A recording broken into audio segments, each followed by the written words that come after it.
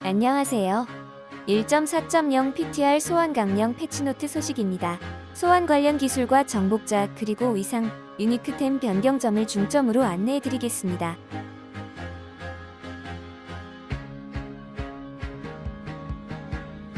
궁극기 패시브 고무적인 지도자가 건강 상태일 때 공격 속도 증가에서 극대화 확률 증가로 변경되었습니다. 강령술사는 4, 8, 12%, 하수인은 6, 12, 18% 극대화 확률을 증가시켜줍니다. 핵심 지속효과 칼라네 측령은 피해를 받지 않을 때 조건이 삭제되었습니다. 이제는 활성화된 하수인 한 마리당 하수인 공격 속도가 3%씩 증가합니다.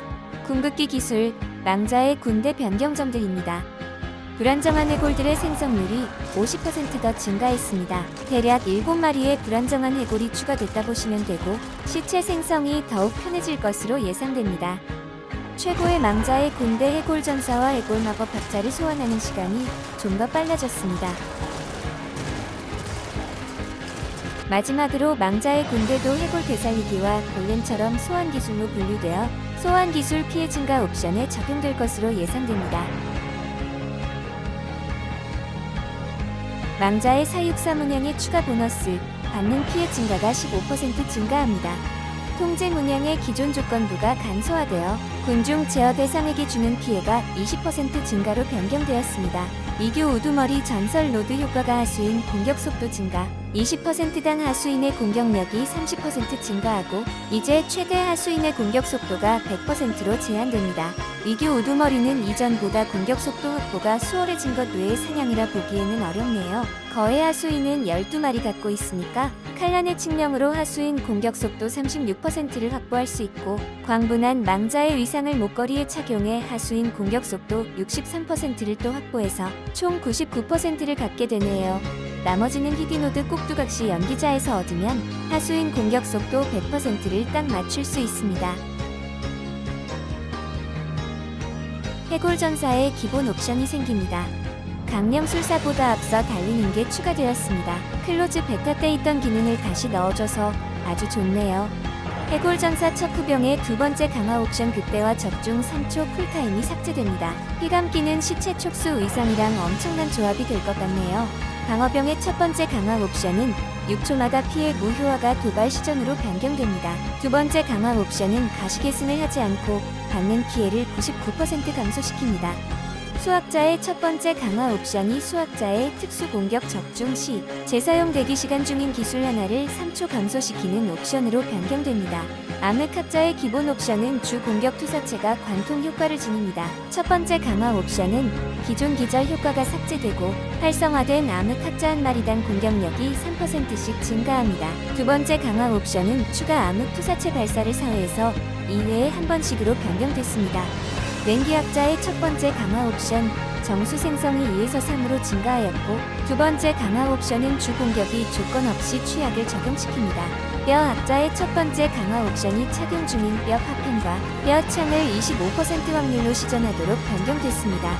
두 번째 강화 옵션은 자신의 공격으로 죽었을 때가 아닌 사망했을 때 시체를 남기고 보강 효과는 죽었을 때가 아닌 주 공격 적중 시 최대 생명력의 3%를 보강합니다. 골렘의 기본 옵션은 골렘 기술 시전 시 골렘뿐만 아니라 강령술사도 제어 불가 상태가 됩니다. 뼈 골렘의 첫 번째 옵션은 20% 피해를 입었을 때 시체 생성이 아닌 도발을 시전할 때 시체 오브를 생성합니다. 두 번째 강화 옵션은 골렘이 피해를 입을 때 뼈 스파이크를 방출합니다.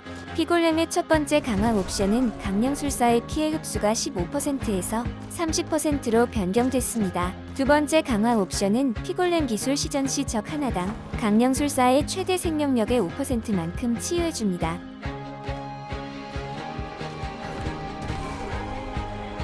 무쇠골렘의 첫 번째 강화 옵션은 충격파 공격이 4회에서 2회 공격 시 시전되고 충격파 피해가 40%에서 154%로 증가했습니다.